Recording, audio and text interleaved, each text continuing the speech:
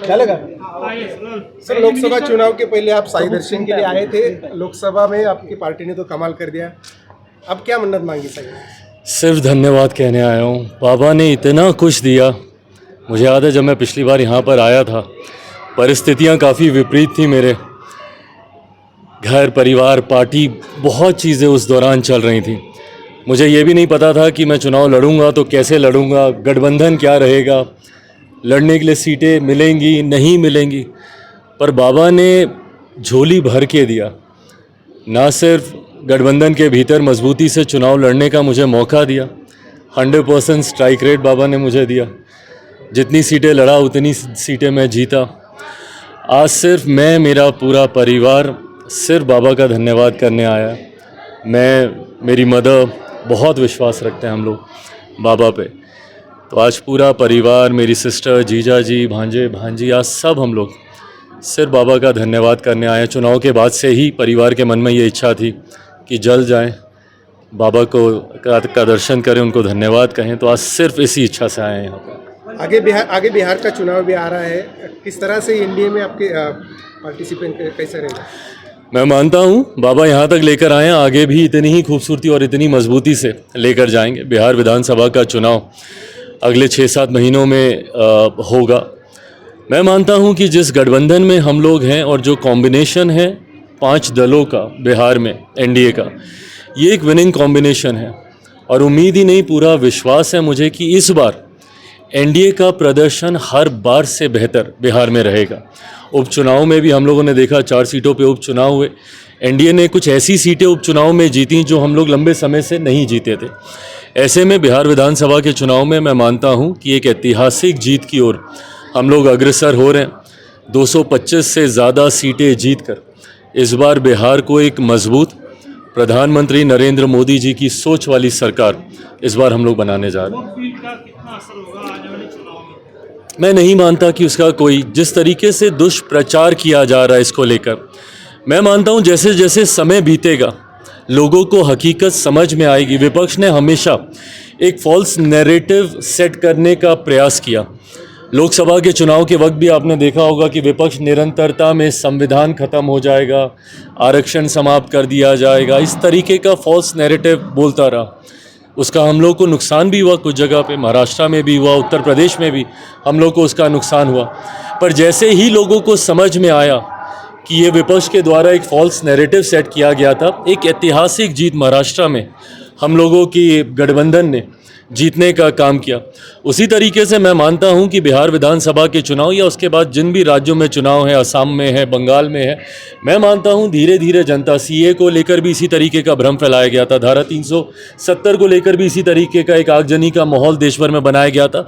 पर समय बीतने के साथ लोगों को समझ में आया कि उनके हक में लिया गया ये फैसला। उसी तरीके से मैं मानता हूं जैसे जैसे समय बीतेगा लोग समझेंगे कि जितने संशोधन किए गए हैं गरीब वर्ग को ध्यान में रखते हुए ये किए गए, खास तौर पे गरीब वर्ग के जो मुसलमान हैं उनको ध्यान में रखते हुए इन संशोधनों को किया गया है। और उनका भी साथ समय बीतने के साथ हम लोग को मिलेगा। बोधगया में काफ़ी दिनों से आंदोलन चल रहा है, जो मांग है टेम्पल एक्ट रद्द करने की और उसका जो नियंत्रण है पूरी तरह से बौद्धों को मिलना चाहिए, ऐसी मांग लगातार हो रही है। आप कैसे देखते हैं और केंद्र सरकार इसमें कुछ हस्तक्षेप करे? देखिए, मैं हमेशा इन विषयों को लेकर मैं चर्चा का पक्षधर मैं रहा हूँ। इस बार भी जब ये विधेयक भी आया था उस वक्त भी सरकार से हम लोगों ने मांग की थी कि जो संशोधन है, जितने स्टेक होल्डर्स हैं उनको कम से कम अपनी बातें रखने का मौका ज़रूर मिलना चाहिए। बुद्धों के द्वारा जिस तरीके से इसकी मांग की जा रही है, मैं ज़रूर चाहूँगा कि एक बार सबकी बातों को सुना जाए और जो उचित फैसला हो वो ज़रूर चर्चा के बाद लिया जाए। मुंबई हमले का जो मास्टरमाइंड था तौर राणा, उसको आज भारत लाया गया है।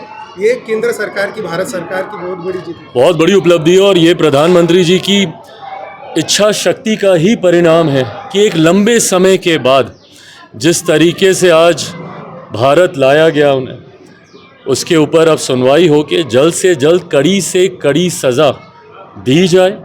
ये ना सिर्फ पीड़ित परिवारों की मांग है, बल्कि 26/11 में जितने लोग उस वक्त परेशान हुए, अपनों को जिन्होंने खोया, जो घायल हुए, ना सिर्फ ये उनकी भावना है बल्कि देश की भावना है।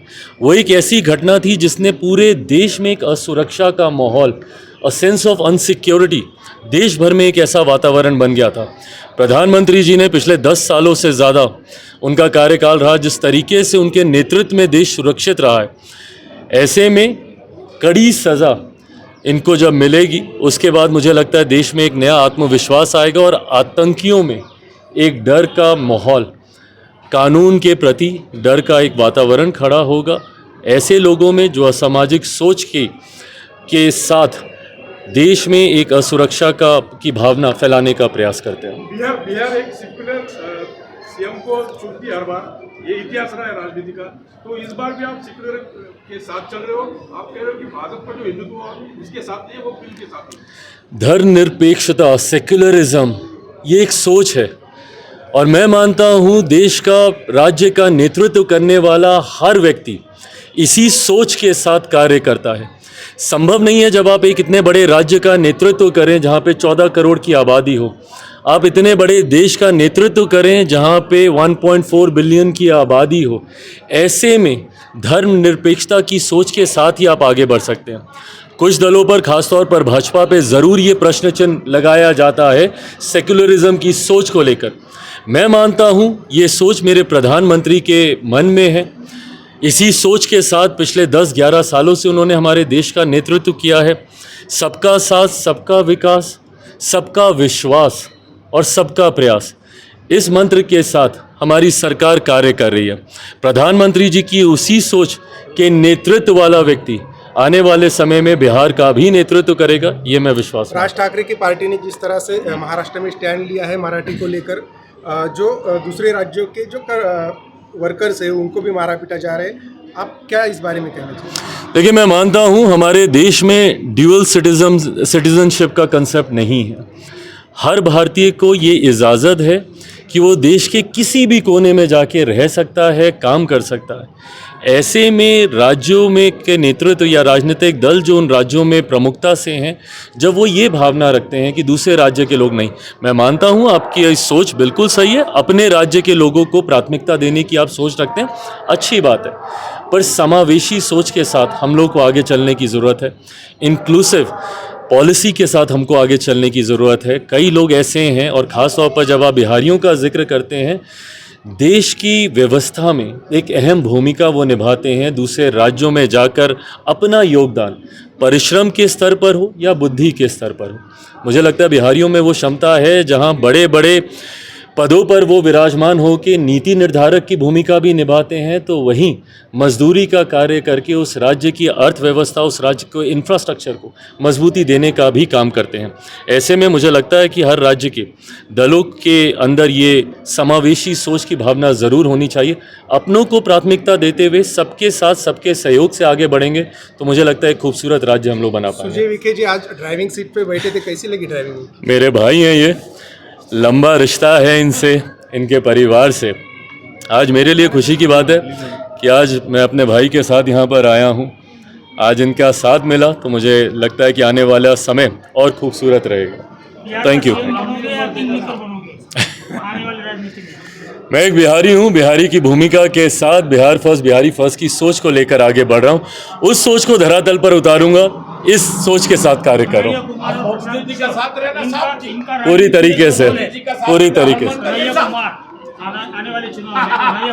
मुझे नहीं लगता कि वो बहुत बड़ा फैक्टर बन के उभर पाएंगे।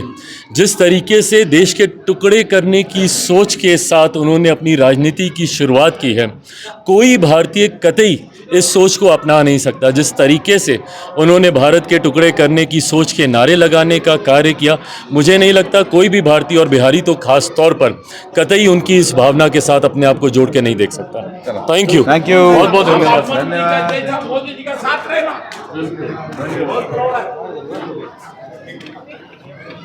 Thank you. Boom boom boom.